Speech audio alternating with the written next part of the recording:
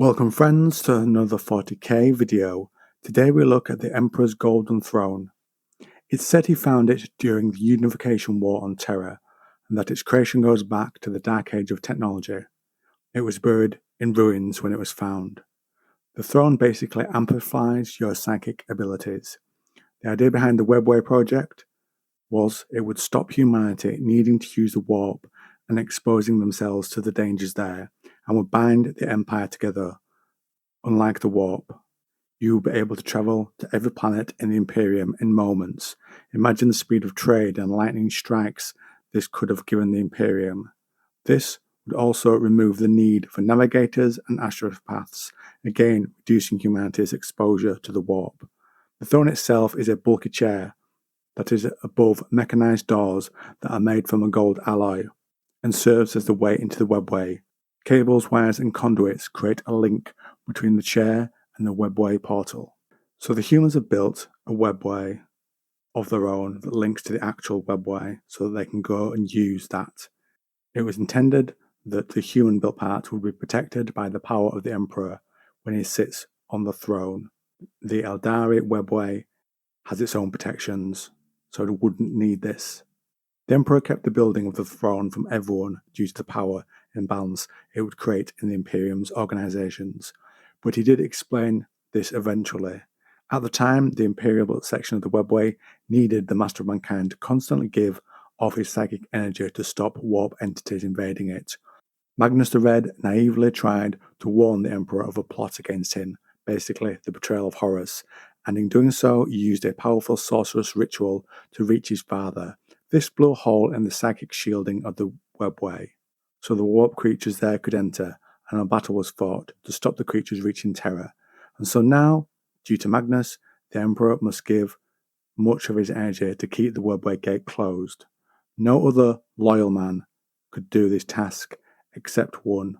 We'll come to him shortly. When Malcador the Sigillite, a close ally of the Emperor, sits on the throne, we get an idea of some of the expenditure of energy it would cost you to sit on it, and some of the pain it causes you. Now we think of the Emperor, with his body broken, in a near-death state, having to find the will to continue to give that energy to keep the webway portal closed, but also he's healing as per his nature and decaying as he uses his powers, and it hurts him. To give you an idea, in this next section, we're going to give a pretty long quote from The End of the Death by Dan Abnett. It takes place during the Siege of Terra. Malcador speaks as he sits on the golden throne. Pain beyond any limit I could have imagined, paining everything. I struggle even to exist. I fight to temporize my mindsight and maintain control. The throne is a living thing, scalding with power and fury, a wild steed that no human was ever meant to master or break. And just to break in for a moment, that's an interesting observation. Who was this actually made for back during the Dark Age of technology? We don't know. Could they have been a very powerful psyker, perhaps? And now back to the quote. It's trying to eat me alive. It's trying to consume me with hyperphagic lust. In the whirling darkness beyond the light, the never-born court and press, dressed in dazzling raiments and cloaks sewn from the souls of saints. They tear at me, willing me to make a mistake. But I can see it all now. I can see the full material distortion afflicting terror, the infected and weeping halo of the void mist, the lethal saturation of the warp. I can see the macabre and impossible intersection of there and here, now and then, conjoined in ways no one in Terra has yet realized. I can see how every one of our ploys is about to be undone in ways we could not have predicted. I can see Rabute and the Lion so close, yet lost and blind. I can see my lord and friend, the Emperor, cut down, sanguineous, rotting in the grave pit, Valdor driven insane, and Dawn lost, alone and cornered. I can see the shadow of the Dark King. I cannot speak. I simply cannot make my mouth move. I can barely make my mind work. There is no time to waste, for I have concentrated through the agony and focus just to keep the throne functioning at a basic level. Now think of the struggle it must be for the Emperor. with all that pressure on him and the additional energy he has to pour out. We also get some idea here of how it lets you see possible futures as he's talking about Sanguinius rotting in a grave pit, for example. It's a pretty good device, this Golden Throne. Whoever used it during the Dark Age of technology, even if they'd used it to a small level, must have been able to use it to have an incredible advantage. But anyway, enough speculation, let's get back to the Golden Throne. So the throne and its need for the Emperor's power becomes his prison for the moment, and after Horus, even then, should the Emperor ever fall, Vulcan installs the Talisman of Seven Hammers. This will destroy all of Terra to stop it falling to chaos. Returning to Malkador, he lives for a time and his body begins to waste, such was the energy going through him. After the Emperor fell, his body was brought to the throne. Malkador is removed, the energy in the throne is changed by tech priests so that it will support the Emperor's crippled body, and there the Sigillite left.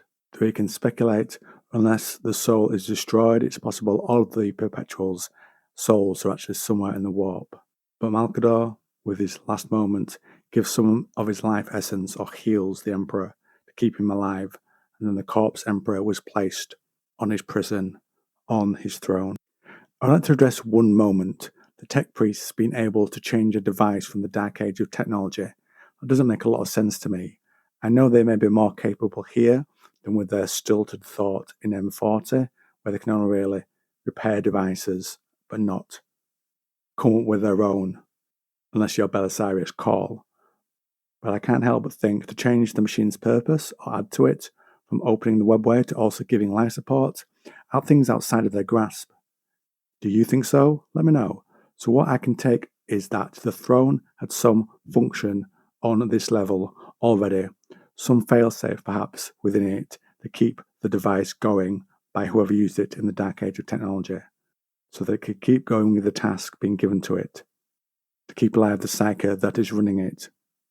Either the life support aspect was already there or needed to be switched on, but think what it does. The throne itself, it seems to enhance the power of the person on it, so they can do and see more.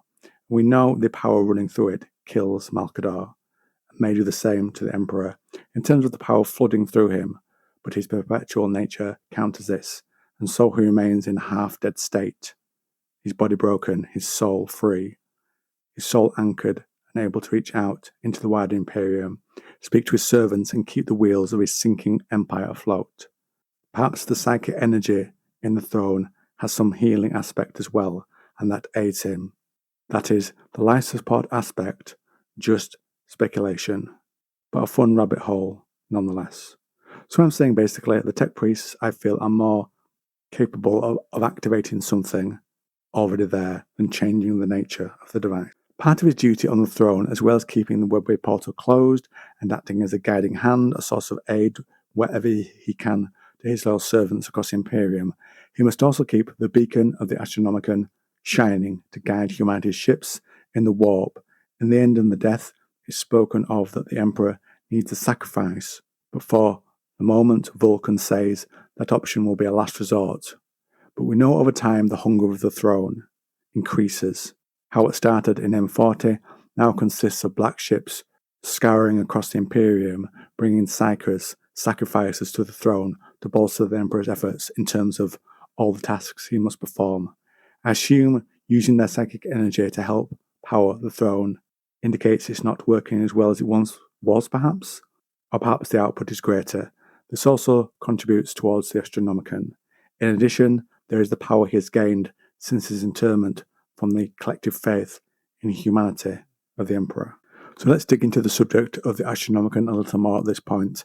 I want to do it within the context of this video. It's not a dedicated video, this, to the Astronomicon. We're going to look at it within two contexts, the throne and the Emperor. The calibration and projection of the throne is done through the Emperor and his throne. To aid in powering it, the life of 10,000 special psychers is needed, and 1,000 of them die every day and need replacing. The Emperor then projects their energy, and I think a little of his own, across most of the galaxy to guide ships. The reason for this was to allow ships to travel further, to triangulate their path. The Emperor ordered the machine built to to fulfill this purpose after the end of the Unification Wars. It seems at first the Emperor powered it himself, and later the aid of the other circuits we mentioned was needed.